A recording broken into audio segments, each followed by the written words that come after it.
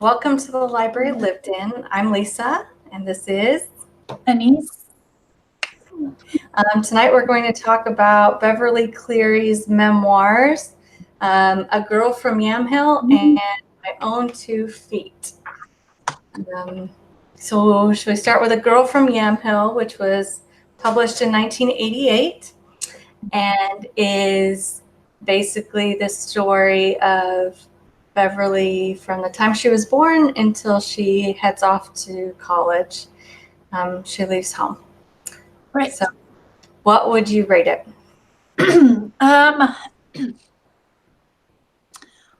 Well, I definitely liked it. I think I give it a solid 3 stars, maybe 3.5. I liked that it was kind of just like matter of fact, like she's just telling you like what it was like when she was growing up and things that happened to her. And I really enjoyed it. I think I may need to revisit it in the future when I have a little more time. Fair enough. I was gonna say I'd probably give it a 4. Like, I don't know that I have to have my own copy of it, but I did like it. I would read it again. Mm-hmm. So I like her storytelling. I like she has great memory for all those little details of childhood that I feel like I can't remember. But I think that played a big part in her writing For sure. children. And so I think there's a lot of those things that are just really, really fun. So, all right. So I guess because it's memoir, I don't know that have we done memoirs at all? I don't think we've done memoirs. No, I think we talked a little bit about the Roald Dahl memoirs, but we haven't had that as like our main pick before. Sure. So I guess the setting is she was born in 1916, so a lot of this kind of leads up to and goes into the Depression. And we're in Oregon. She starts out in a little tiny farm village in Oregon. It's in Yamhill. She wasn't born in Yamhill. I'm trying to see if I wrote down where it was she was born. It was like the next closest town with a hospital. Right. Anyway, so and then she moves to Portland when she's 6 or 8 years old. And so that's where we spend all of our time in this one.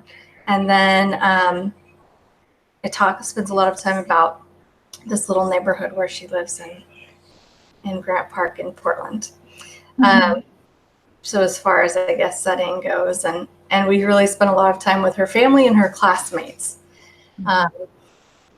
So are there any favorite things that you have from this? Or things I think I probably enjoyed her younger years the very most, probably because that's what reminded me of her books. And I think she probably put a lot of that into her books, that like everything wasn't perfect, but it was a little less complicated. And just reading about like the way that they lived. Like there were a lot of things that I recognized, like things that are familiar to me as well, but then things that were very different as well. So what kind of things, like just what's one thing that was really different? Like, probably just like the lack of conveniences of like having only the one room heated and other things like that we don't necessarily think about because we just take it for granted that our whole house is warm. And then the sacrifices they had to make for money, which I'm sure we all do to some extent, but during the Depression, it was a whole nother. It was a big thing. It's a big theme of both books, I felt like, because, well, and I shouldn't skip ahead, but like she grew up going into like out of World War I, well, part of overlapping World War I, through the Depression, into World War II. Like, so she lived through some really tough times that first bit of her life. Mhm. So I feel like a lot of sacrificing in there, right?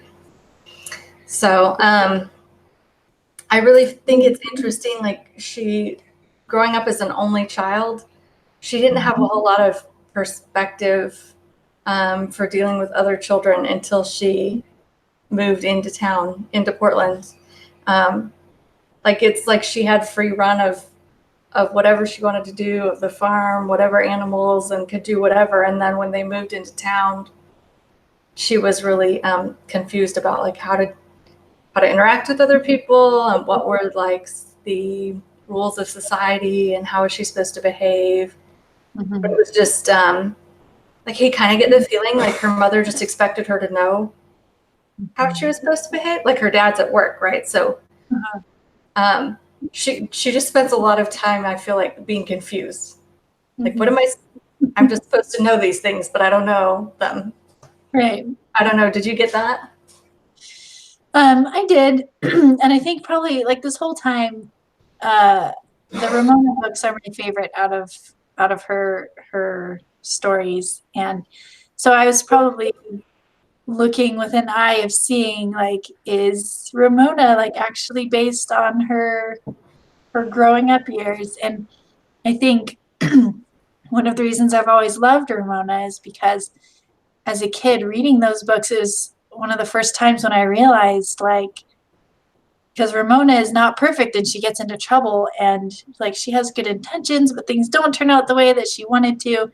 And she's confused sometimes or feels resentful of other children. And that was the first time that I realized it's okay to feel that way and it's okay to not know things. And even if things are going wrong or crazy, like in the books, they all turn out okay in the end. Right. It works out.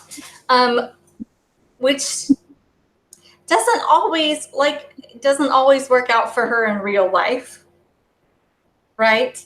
I mean, okay, she has had a good, successful life, so I don't mean it like that. But I mean, there were times, there are things that she's still processing in her memoirs that she says, like, I still don't understand this. You know, as an adult, I still don't understand why this was as a kid, or nobody explained. I totally got that as well. And maybe that's why things always do turn out okay in the books. Yeah, somebody does explain it to her, which I really appreciated that, because I don't know, it's in one of the books. She talks about the reason that she wrote the way she did is, or one of the reasons that she writes the way she does is that children appreciate being treated like adults. They don't want to be talked down to. They want to be on your level. They want to, and I feel like you can really see that, that she just wanted to be kind of dealt honestly with, and she treats children the same way, Right. Just do you think part of that was from being an only child? Because she was only around adults for a lot of the time? Maybe. I don't know. I feel like there are a lot of things that were, I don't know, from my relatives, from things that we talk about generationally, that were just not discussed because you were just supposed to know them, or people just didn't discuss things. I feel like some of those things came probably from the generation she lived in. And then some of them were probably, only child things, or just family peculiarities, that added up. But I think some of the things were like, that's just the time she lived in, She talks about, I read an interview with her where she talks about how now in her writing, like later, it was, I don't know, the interview was probably from the 90s. And so she was now if she writes something, Ramona and her friends can wear pants. Whereas when she was a kid, that wouldn't have been a thing, right? All the girls would have had to wear dresses. And so it's just funny little things that will have changed over time, I think. I was glad too that she talked so much about, well, she talked a lot about her family, of course, but then also about her friends' families, because at first I was finding it a little bit hard to distinguish between like whatever was going on in her family, like if that was just like a time period thing or like just specific to their family thing. And so seeing her observations between her family and other people's families, I mean, of course, she couldn't really know what anyone else's family was like, but from her perceptions of it, I thought it was really interesting. Definitely. Well, and I think that's so good for anybody, any child for sure, to be able to have a minute where you say like, oh, you think that whatever you live with is how everybody does things, right? Everybody does dinner this way, or everybody, these are everybody's family rules until you leave your house and you meet other people and you talk to other people and you find out, oh, there's other ways to do this. And so, I felt like that was good, good perspective for her, but good perspective too for the people reading this, whether they're children or adults, to say same way. Oh, there's other ways. There's other things here. Yeah. So I felt like I wish I read some of her books growing up. I know I read a couple of the Ramona books. My favorites were the Mouse and the Motorcycle books. But I wish, like looking at them now, I wish I had read more of them than I did. I mean, there's way more that she wrote several more. So I feel like I missed out a little bit. Now you can read them now. I know. I just have to do them now.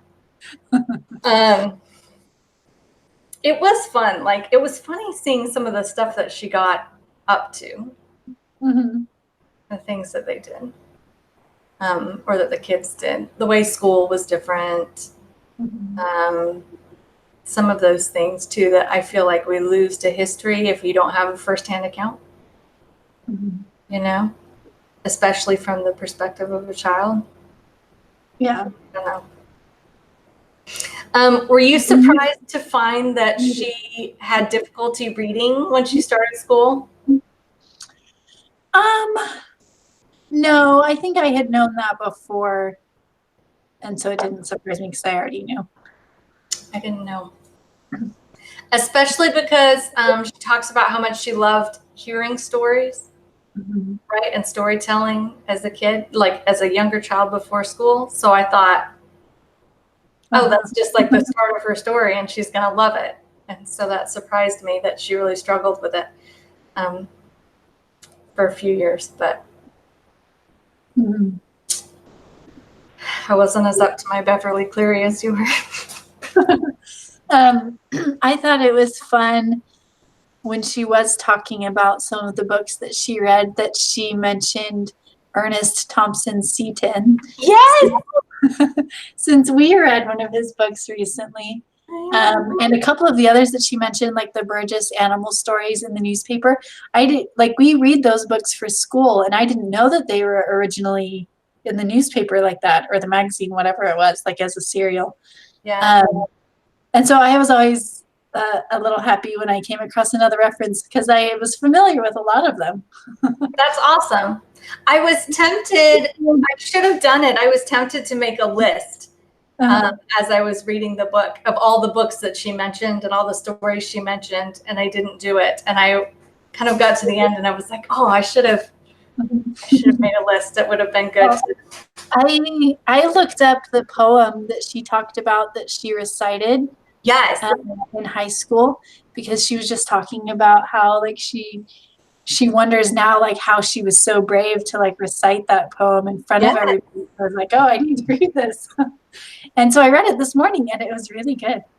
It actually reminded me of Anne of Green Gables. It's like an Anne of Green Gables type poem. Is it? What is it from, or what is?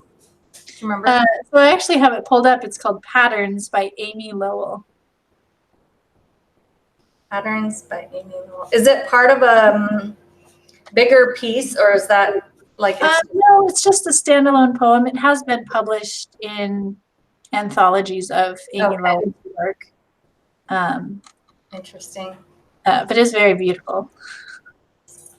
I loved, like, I don't know, I feel like we don't have to do as many of types of things she was talking about in school. Mm-hmm. I feel like school is, in some respects, easier. Yeah. Grade school is easier. Now, is that a terrible thing to say? I mean, we do some things that are harder, like later on. Yeah. I don't know. It's different. It's different, but they were very demanding. And I feel like the level of, I don't know. It seems like a lot of the things that we did in school, like maybe it was a lot to do, but like it was more like individually demanding. Like you had to learn how to do these things so that you could participate. And I don't think that's necessarily always a bad thing. No, I'm not saying it's bad at all. I just was, it was one of those things that made me stop and think like how much education has changed. Obviously, there are some things I think we do better, but there are some things I think not so much. I mean, she talks about the interview that I read with her. She talks about was she ever taught creative writing in school? Was that something they ever did? And she talks about how that was never a thing. Creative anything was never a thing. Everybody was supposed to do everything exactly the same, right? Do it exactly the way the teacher told you to do it. Obviously, the arts was not a thing. And so I think it was like 8th grade before she was ever asked to write anything of her own, you know, that she had to come up with something of her own. And whether that was I forget if it was an essay or a true I think it was some kind of story. And she decided to write something funny and it went over well. Yeah. So, I mean, to think about like that's way, I don't know. I feel like it's good to have creative things, right? But there are a lot of things that they did that I thought have a lot of value too that we don't do anymore. So, yeah, I think it seems like to me like there should be a good balance between both, because if you have that foundation of other things, it helps you to be more creative because you have things to pull from. Whereas if you just start out having to make something all on your own, you can feel really overwhelmed. Yes. Yes. Well, we talked about that when we read How to Read Literature Like a Professor, right? That a lot of that writing, a lot of literature written, right, is based on a lot of other literature and history, and it's layered and layered and layered, and symbolism and things that have been pulled through so many years. And if you don't know any of that, how do you write that? How do you understand it? How do you comprehend even that? So I think you're right. And I think the other arts are the same way, right? Your painting, your music, all of that kind of builds on each other. So I agree. So, I agree. Well, I thought it was rough, I think, about her dad. I felt bad about her dad, like really struggled in the book, giving up the farm and having to go work inside in the basement in the bank all day and be cooped up. But it was like you do what you have to support your family. I thought that was another thing, like considering the times that we're in. I don't know. What did you think?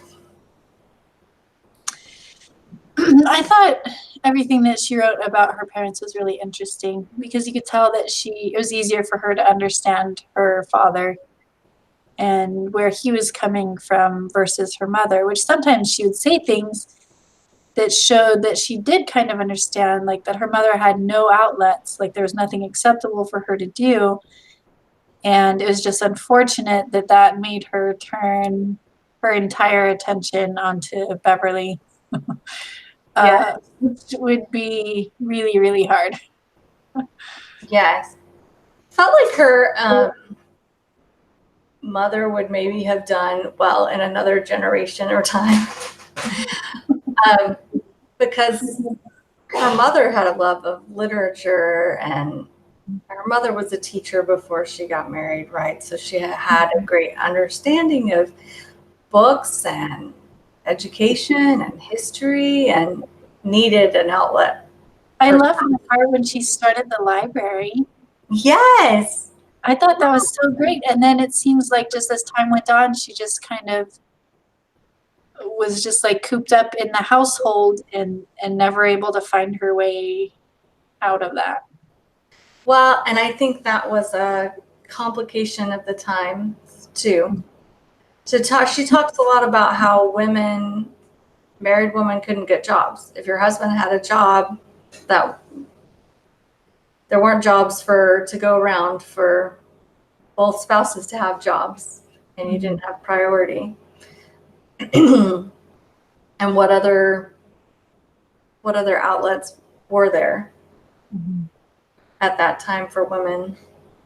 So it's one of those things I feel like, I don't know, what is probably very challenging for her mom, and not very, like you said, not very fortunate for Beverly.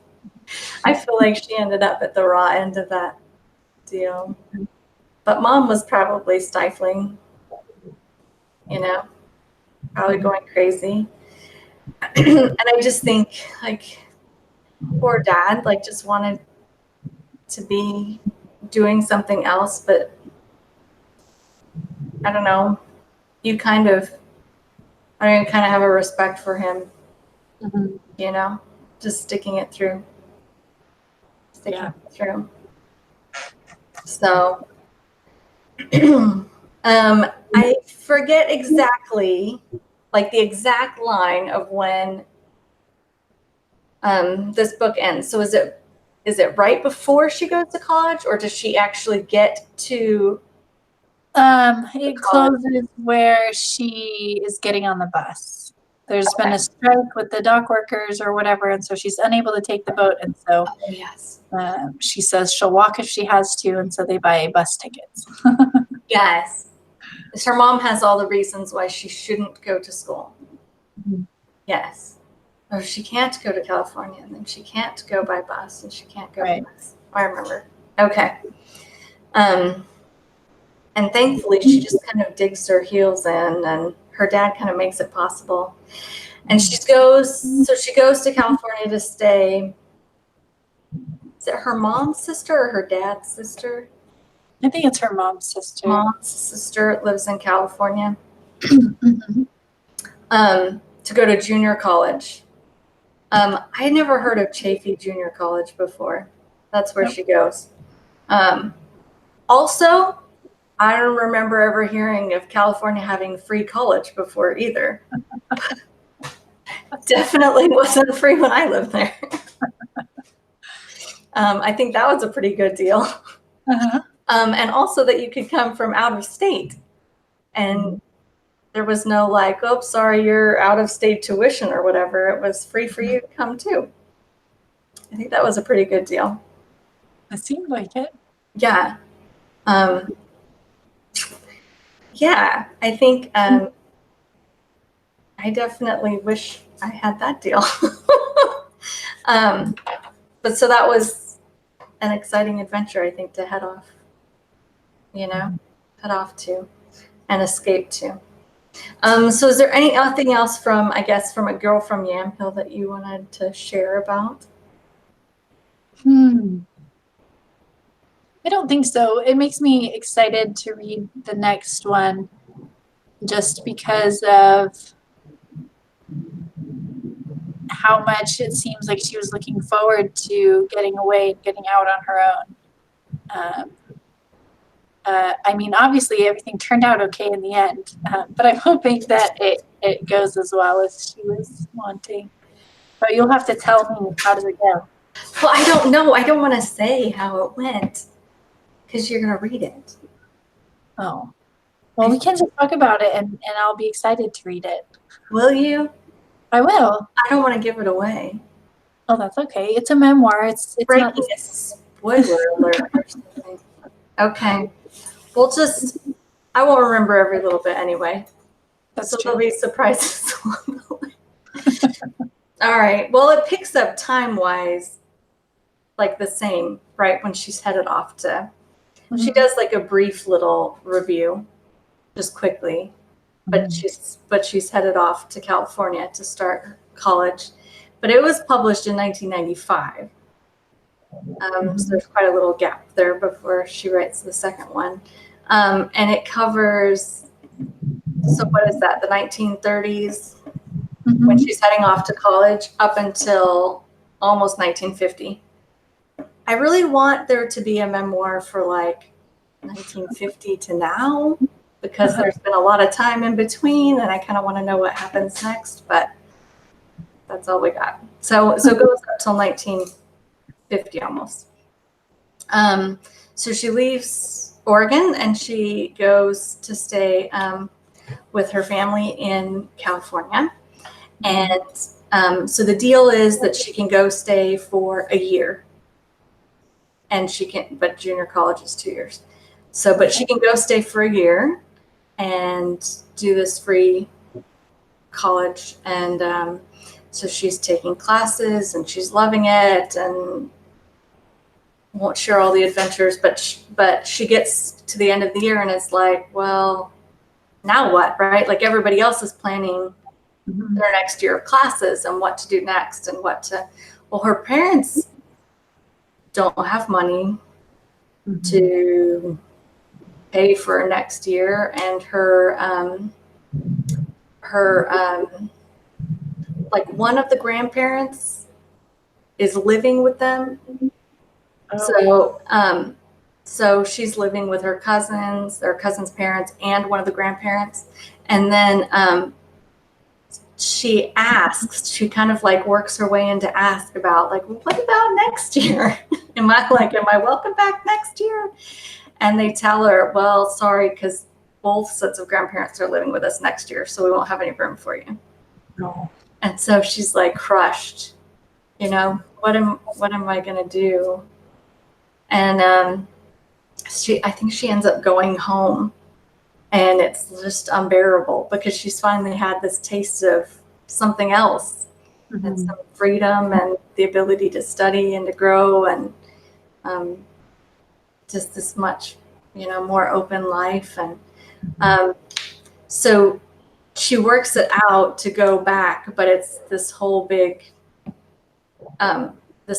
thing. And it's like similar where her mom kind of argues everything. No, that won't be acceptable. And you can't do that. And you can't take any of these jobs because those jobs are like below you. And, but she makes her way back and she finishes junior college. And then she applies to different colleges and she goes home again. Like all her breaks, she goes back home, and it's like always more unbearable than last time. Always more awful than last time. And so she just can't stand it. And so she gets accepted to what's now UC Berkeley. And but they don't have the money. But she's decided, I don't care. I'm going. I don't care what it takes. I'm going. So she figures it out, and she works her way through with just whatever little jobs she can find. And she finds, I forget what it's called. She's not in the regular dorms. It's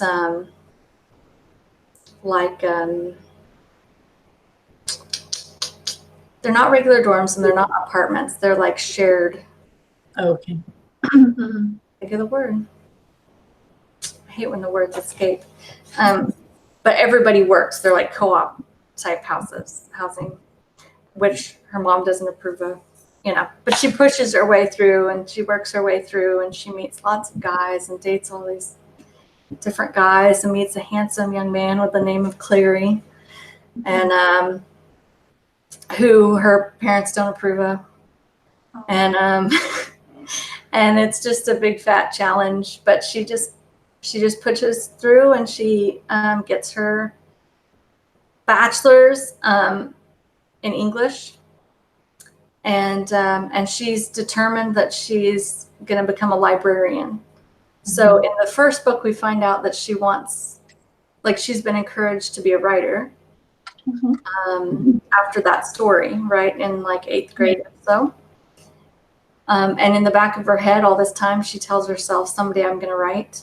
Someday I'm going to write. And her dad even finds this giant secondhand typewriter for her that she totes back and forth to college, like, every time.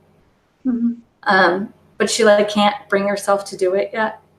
So she decides, like, a living will be being a librarian. And then I can figure out writing. And so, so meanwhile, she meets Mr. Cleary, and her folks don't approve, so they elope, which is great fun because the responses that you think you're going to get are not. So I'll leave that for you. And then, so she works as a librarian for a year, a children's librarian, which helps her to develop her ideas for her first story, which is the Henry Huggins story. You know about that one already? Like, yes, I've read a few of those. I think the Ribsy one is the one I remember the most. But yeah, it was always Ramona. Ramona was always my favorite. But I did also like The Mouse on the Motorcycle as well. So I didn't ever read any of the Henry books. I read the first one this month because it was like her first ever book. I thought, well, I'm just gonna read it. And Ramona comes up in this book, like that's where she comes from. So that's cool. But when she was working as a children's librarian, there were these boys that would come in all the time and would ask her, like, where's the books with kids like us? And she said it was so hard. Like, you couldn't find books that were with children that were like ordinary children.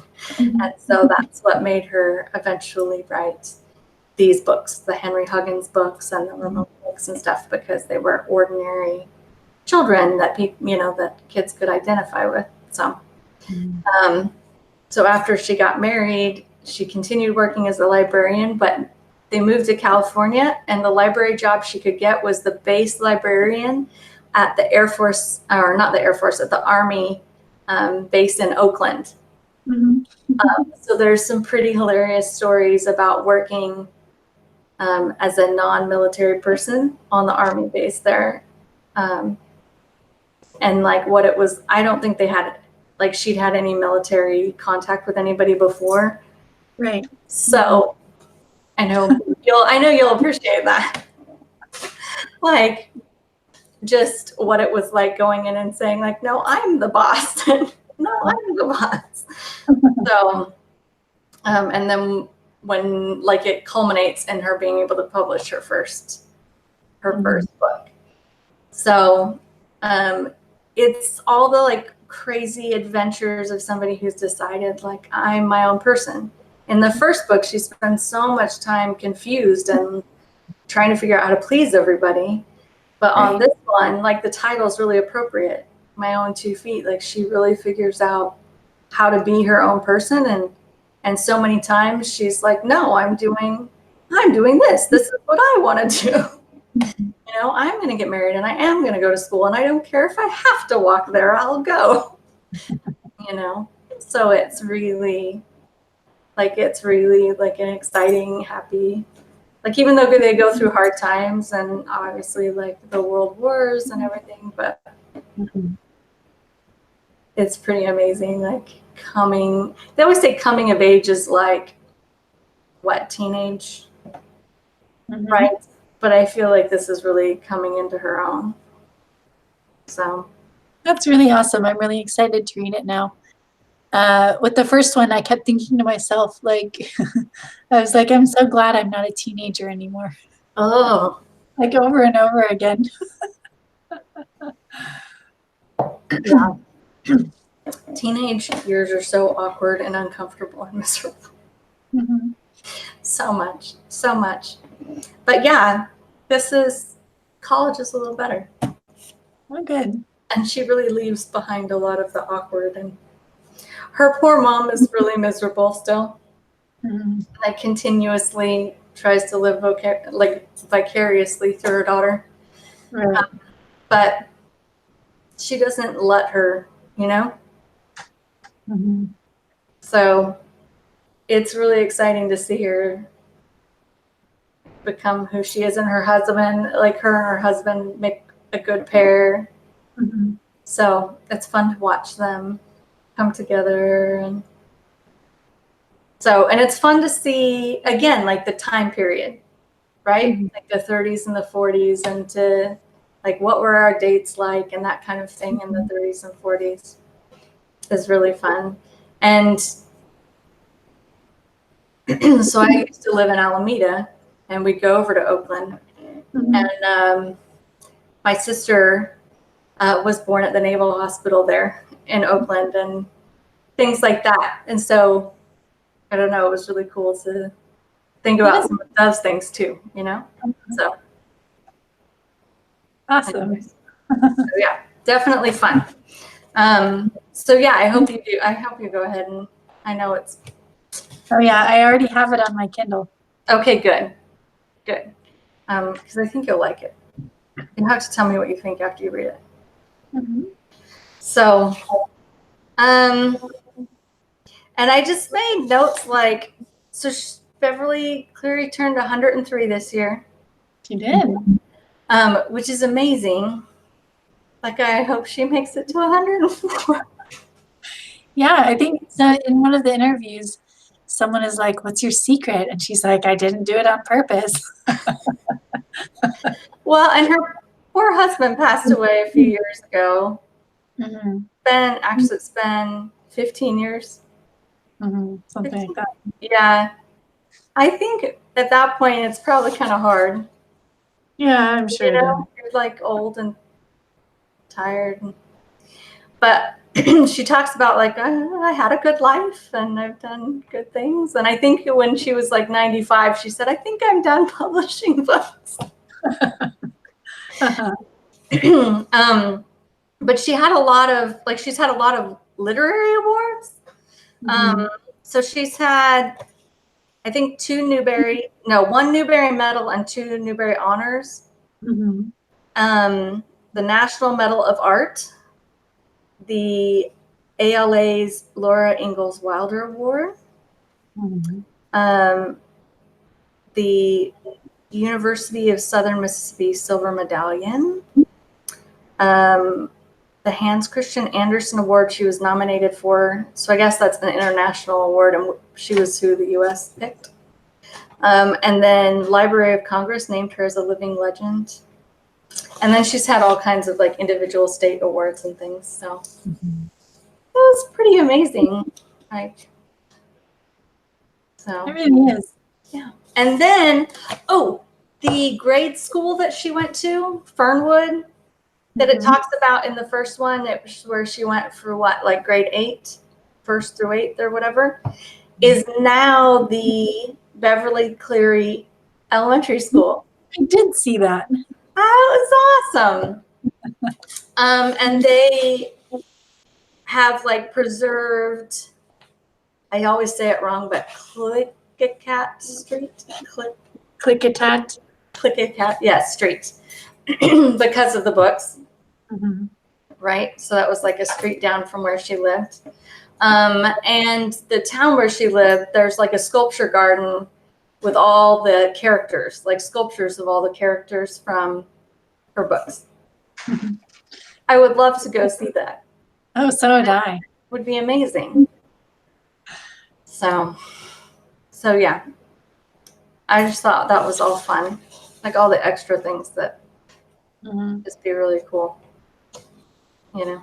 But she lives in California now, but Yeah, I don't know. I hope she kicks around for a few more years. I know. It just makes me happy. Like, I hope she's happy and healthy.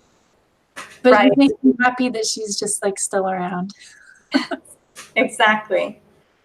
I don't know when I don't know, it was like her 102nd birthday or whatever, and it came around. I didn't realize she was still alive. It was like, oh, we're celebrating her 100, not like, oh, she's still alive. I didn't put it together. Yeah. Yes, it's like her actual birthday. Her actual birthday, which is amazing. It really is. So I'm super excited about that. Mm-hmm. So, well, those are all the Beverly Cleary things I have. I did read the Henry Huggins book, which was really cool. And it's like, it's funny because it was written way back, right in the 50s, and you would think some things had, I don't know, like timed out, or you would, you would look at them and say, oh, well, that's just not applicable anymore, but it's really all applicable. And what I've read is that really all of them have aged well. I think what I read an interview with her a while ago, I think around one of her birthdays, and she said, it's my favorite quote from her, that people ask her like what year her books take place in, and she said, the only answer I can give is in childhood. And I think that just like perfectly sums up everything about her books, that childhood is just the same everywhere. Like, even if the external things might look different, it's really the same for everybody. That's perfect. That's a good quote. Mm-hmm. That's a good quote. Yeah, I did see one that said she doesn't have a set time, but that's a good one. I like that. Definitely. And her birthday, April 12th, is in the US National Drop Everything and Read Day. Yes. Which I missed this year. I did it last year. Yeah. But it's going on my calendar for next year. So yeah, I've been trying very hard. I need my girls to love Beverly Cleary, and so we started reading Ramona, and they've been a little grumpy about it until I sit down and start reading, and I'm like, oh, keep reading. But then when I say it's time to read Ramona, they're all like, no. So we're just gonna keep doing it until they love it. mandatory fun. So we call that mandatory fun. I was trying to remind my children who Beverly Cleary was the other day. I was like, don't you remember when I read you Mouse on the Motorcycle? And they were both like, Apparently it's been too long. But we did it when they were younger, but yeah, it was so sad. So sad. I remember loving that book. I read it multiple times. Yes. Like, I remember wearing out a copy. I picked up a new copy like last year. Right? Because I just feel like that's when you should have on hand. So I just have to say, if you've seen the newer copies of the Beverly Cleary books, I don't like them at all because the covers are terrible. Like, they have all these like cartoony figures, and I'm like, that is not Ramona. Like, I always know. I had, and I'm sure you've seen it. It was like the orange one, and it has her on it, and she looks like kind of like a little startled, and like her hair is like a little messy, and like she just looks like a real person. Yes. And that is the one that I love. I feel that way about the Roald Dahl collection. You know what I'm talking about too, right? Yeah. They're like excessively colorful and they all look identical. Stylized. Yes, style, yes, yeah. And they make me kind of like, makes me not want to read them just you know, by the I know cover. you shouldn't judge a book by its cover, but it's so hard. I know. Actually, there was a thing she was talking about her favorite illustrators for her books. I'm gonna find it. Ta-ta-da. I won't find it now. She said when Louis Darling died. So Louis Darling was her very first illustrator in the 50s. It was very hard to find somebody to take his place. But I'm happy with Alan Tigran. And I finally have said, let's just have one artist do all my covers. So I think that's the way it's going to go from now on. The publishers consult me on every little detail, and I don't know that I'm always the best judge, but they do ask. But that is not who, I don't think that's who's doing them.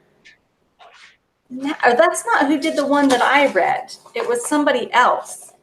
I don't know who did that one either. I can look and tell you who did the one that I read.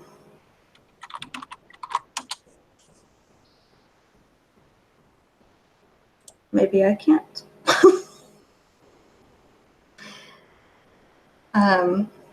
We'll have to find out later and post it on our discussion board. There was another, yes. I haven't done that in a while. There was another lady had done the one that I'd read, and I liked it. I liked hers. Tracy Dockeray. I think she was in between maybe the two other ones. Anyways, hers were all right. But yeah, I don't really love the new ones. But I feel that way sometimes about the covers. Like I like original covers usually. I'm not usually a big fan of reinventing. No. Covers. So no, it can be tough. That can be another day's discussion. How I feel about book covers. I think that's it for Beverly Cleary. We're gonna think about next month's book and get back on that. Yep. And update the discussion board. Sounds good. Happy reading. See you all later.